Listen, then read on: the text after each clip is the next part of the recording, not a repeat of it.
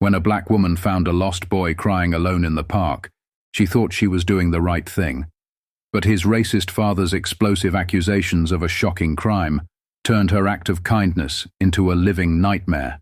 What she uncovered next not only shattered her life, but revealed a truth so chilling, it forced an entire community to face its darkest fears. It was a warm Sunday afternoon, the kind of day when the park buzzed with life.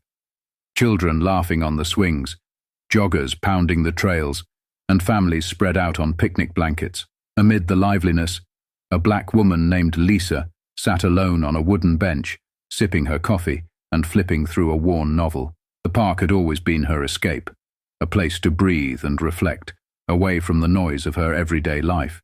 But that day, something felt different. As Lisa scanned the park, her eyes caught something out of place.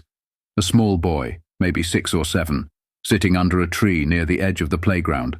His head was buried in his knees, his shoulders shaking as though he were crying. The sight tugged at her heart. Where were his parents? She hesitated. Was it her place to intervene? But then she thought about the boy's tear-streaked face and how she'd want someone to help if it were her own child. Setting her book aside, Lisa stood and approached him slowly, not wanting to frighten him. "Hey, sweetheart," she said gently, crouching down to his level. "Are you okay? Are you lost?" The boy looked up, his big brown eyes wide with fear. He wiped his face with the back of his hand and nodded. "I can't find my dad," he stammered, his voice trembling. Lisa's heart broke. "It's okay," she assured him, her voice soft and steady. "We'll find him together. Do you remember where you last saw him?" The boy shook his head, sniffling. Lisa glanced around the park, her eyes scanning the crowd for anyone who looked like they might be searching for a child. But no one seemed to be looking his way. "All right," she said, offering her hand. "Why don't we go over to the benches and wait? Maybe your dad will see us there." The boy hesitated, his tiny hand hovering near hers before finally grasping it. Lisa led him back to her bench, her mind racing with worry. She asked him his name. "Jacob," he said, and tried to keep him calm by chatting about the flowers blooming in the park and the birds chirping in the trees. Minutes felt like hours as they waited. Lisa scanned the crowd over and over, her stomach knotting with unease. "Where is this boy's father?" she thought. She noticed a few passers-by glancing at her and Jacob, but she dismissed it. She had only one goal: to reunite this scared little boy with his family. Then, from across the park, she saw him. A tall man stomping toward them, his face twisted in anger. Even from a distance, Lisa felt a chill run down her spine. Something about his energy felt off. "There you are," the man barked, his voice startling Jacob, who shrank behind Lisa. The man's eyes locked onto Lisa, narrowing with suspicion. "What are you doing with my son?" Lisa blinked, taken aback by his tone. "I found him crying over there," she said, pointing to the tree. "He said he couldn't find you, so I brought him here to wait." The man didn't let her finish. "You had no right to touch him," he shouted, his voice rising enough to draw the attention of nearby park-goers. "What were you planning to do? Take him?"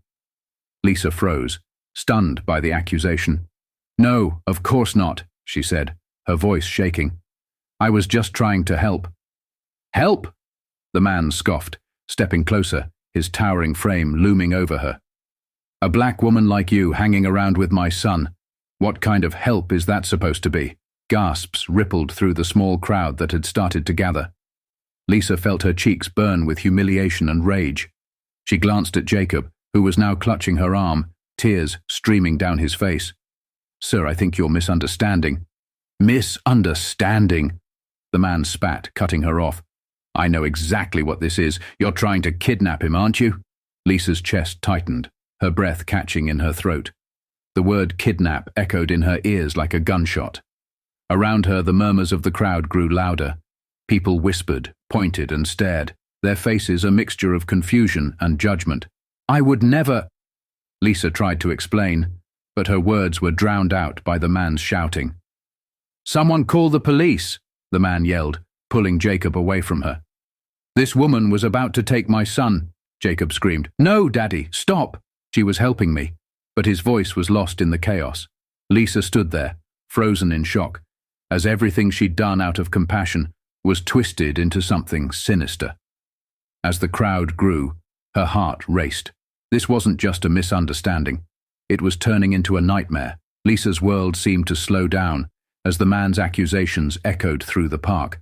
The whispers and stares of the gathering crowd felt like daggers piercing her skin. Her hands trembled, and she could barely process what was happening. She had done nothing wrong. She'd only tried to help. How had it come to this? "Please, everyone," Lisa said, her voice shaking but firm. "I was only trying to help him. He was lost and crying. I brought him here to find his father, but the man wasn't listening." He clutched Jacob tightly, shielding him as if Lisa were some kind of predator. His eyes burned with fury and something darker, hate. "You think I'm going to believe that?" he snarled, stepping closer. "I know what people like you do. You were trying to take him, weren't you? Admit it." The words hit Lisa like a punch to the gut. People like you. The weight of his racism was unmistakable now, and it poured from him like venom.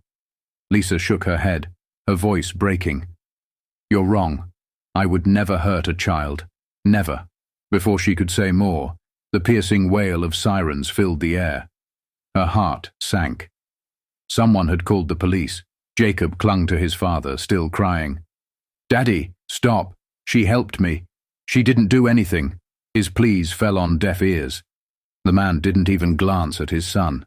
The police car screeched to a halt at the edge of the park, and 2 officers stepped out, their faces stern and unreadable. The crowd parted to let them through, their murmurs growing louder as they approached Lisa and the man. "All right, what's going on here?" one of the officers asked, his voice commanding. "This woman," the man said, pointing a trembling finger at Lisa, "tried to kidnap my son. She was alone with him when I found them. I want her arrested. Now." Lisa's stomach dropped. "That's not true," she said, her voice hoarse. "I found Jacob crying near the tree. He was lost and I was just trying to help him find his father. That's all." The officers exchanged a glance, their expressions unreadable. One of them crouched down to Jacob's level. "Is that true, buddy? Were you lost?" Jacob nodded quickly, his tear-streaked face desperate. "She helped me. She's nice. She didn't do anything bad." The officer stood, his face softening for a moment before the other officer spoke. "Ma'am, can we see some ID?" Lisa reached into her purse with shaky hands, trying not to let her fear show. "Of course," she said, pulling out her driver's license. As the officer took it, the man erupted again. "Why are you questioning her? Just arrest her. She was going to take my son." "Sir, calm down," the officer said sharply. "We need to assess the situation before jumping to conclusions." The man sneered. "You're defending her?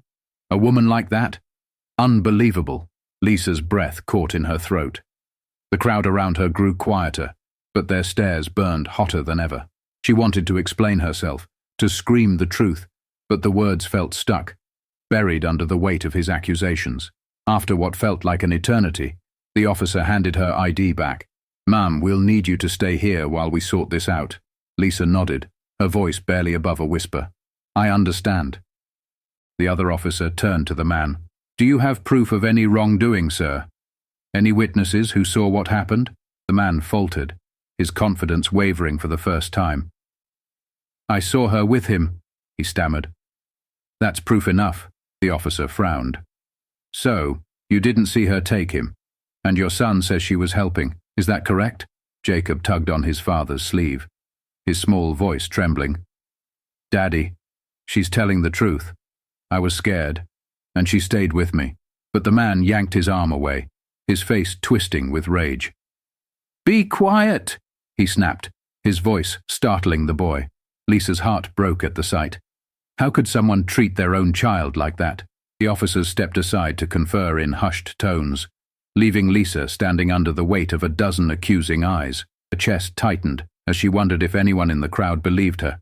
Lisa stood frozen in place as the officers conferred a few feet away, their quiet discussion feeling like a jury deliberating her fate. The crowd lingered, their whispers cutting through the air like shards of glass. Her heart pounded in her chest, not from fear of guilt. She had done nothing wrong, but from the suffocating weight of judgment pressing down on her. She glanced at Jacob, who was still clutching his father's leg, his small face pale and streaked with tears. Despite the chaos, the boy looked at her with pleading eyes, silently apologizing for something that wasn't his fault.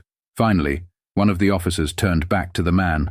"Sir, based on what we've heard, there's no evidence that this woman was attempting to harm or abduct your son.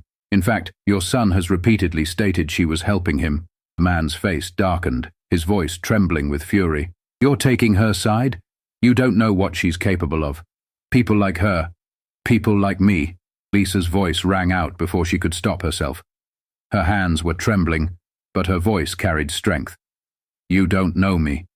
You don't know anything about me. I found your son crying, alone, and scared. I stayed to help him because no child should feel like that." The officer raised his hand to calm her, but Lisa wasn't finished. Her voice grew steadier, fueled by a mix of pain and defiance.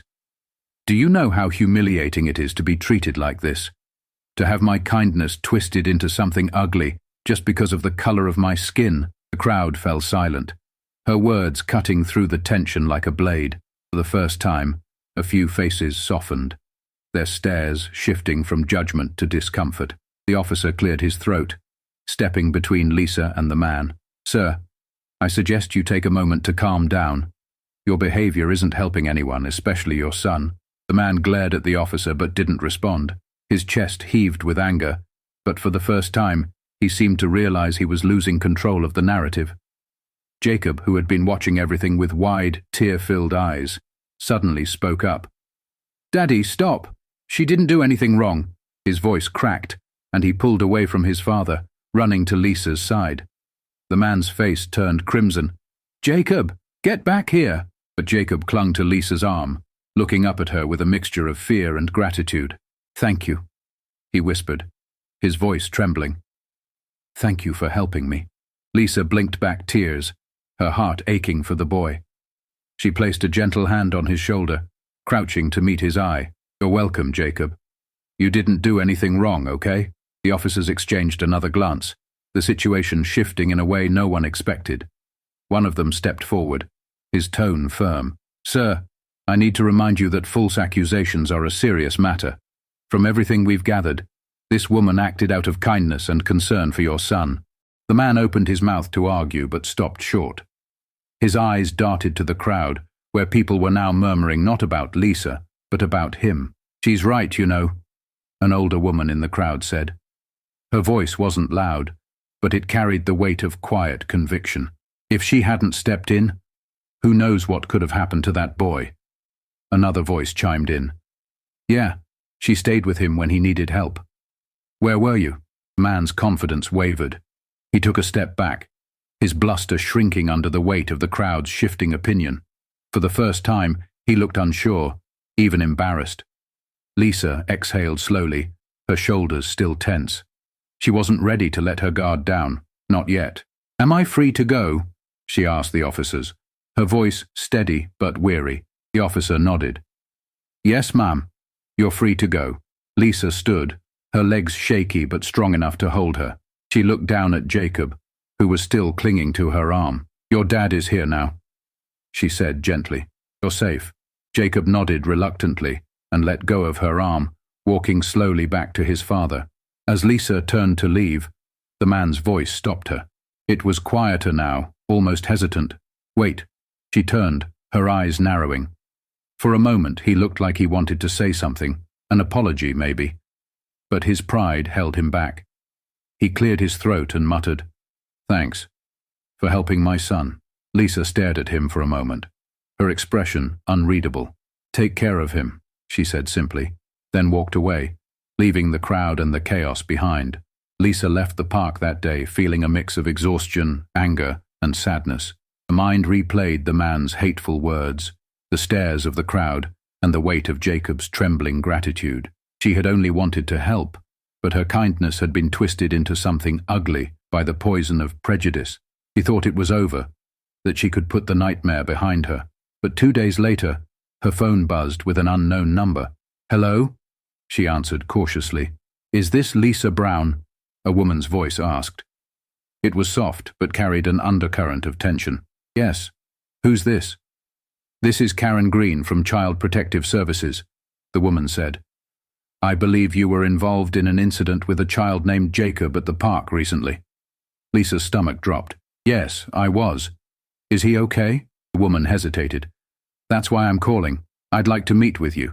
There's something you should know. Lisa met Karen at a small cafe in town later that afternoon. The social worker was a middle-aged woman with kind eyes, but her expression was serious. Thank you for agreeing to meet, Karen began, sliding a cup of tea across the table to Lisa. I want to start by saying I've heard about what happened at the park. What you did for Jacob was extraordinary. Not everyone would have stepped up like that. Lisa nodded, unsure where this was going. Thank you. But why are you contacting me now? Karen sighed, her hands clasped tightly around her cup. Jacob's father, Mr. Daniels, has been reported to our agency multiple times in the past for neglect, verbal abuse, and other concerning behavior. We've investigated, but we haven't had enough evidence to take formal action. Lisa's heart sank. He was so angry at the park, she said softly. The way he grabbed Jacob. I could see how scared that boy was. I just didn't know it went deeper than that. Karen nodded grimly. When I heard about what happened, I wanted to reach out. Jacob's teachers have reported similar behavior. Him showing up with bruises, being withdrawn in class, but always too afraid to speak out. She paused, her voice trembling slightly. Jacob needs help, but the system can't move unless someone speaks up. Someone he trusts. Lisa's breath caught. You want me to report what I saw? Karen nodded. What happened at the park could be the missing piece we need to protect Jacob. Your account, combined with what others have reported, might finally be enough. Lisa sat back in her chair, her mind racing. She thought about Jacob's small hand clutching hers, the way he had looked at her with gratitude and fear. She thought about his father's rage and how easily it had been directed at her, a stranger. What must Jacob endure at home every day? I'll do it, Lisa said finally, her voice firm. I'll tell you everything. Over the next few weeks, Lisa worked closely with Karen and Child Protective Services. She gave a detailed statement about the incident at the park, describing not only the father's accusations, but also Jacob's fear and the way he had clung to her. As her account was added to the growing case file, more pieces of the puzzle began to fall into place. Teachers, neighbors, and even other parents came forward, sharing their own troubling observations. A pattern of neglect and emotional abuse emerged, painting a chilling picture of what Jacob's life was like behind closed doors. The community, once quick to judge Lisa, began to rally around her. Her courage in speaking out became a beacon of hope for those who had felt powerless to intervene. One day, Lisa received a call from Karen. We've taken Jacob into protective custody, she said. Your statement helped tip the scales. He's safe now. Lisa felt a rush of relief, but also sadness. What happens next? We'll be working on finding a stable environment for him, Karen said. It's a long road, but this is a step in the right direction. Lisa hung up and sat quietly for a moment. She thought about the journey that had started with a single act of kindness in the park. She hadn't expected it to lead to this, to uncovering a hidden truth about a child in danger. That night, Lisa went to bed feeling a weight lifted from her shoulders. She couldn't change the man's hate or erase the pain Jacob had endured, but she had done something. She had taken a stand when it mattered most, and in doing so, she had given Jacob a chance at a better future. A week after Jacob was placed in protective custody, Lisa found herself walking through the same park where it all began. The sun was setting, casting a golden glow over the playground. She sat on the same wooden bench, looking at the spot where she had first seen Jacob crying under the tree. This time, the air felt lighter. The memories of that chaotic day were still vivid, but there was a sense of peace in knowing Jacob was safe. A phone buzzed, pulling her from her thoughts. It was Karen.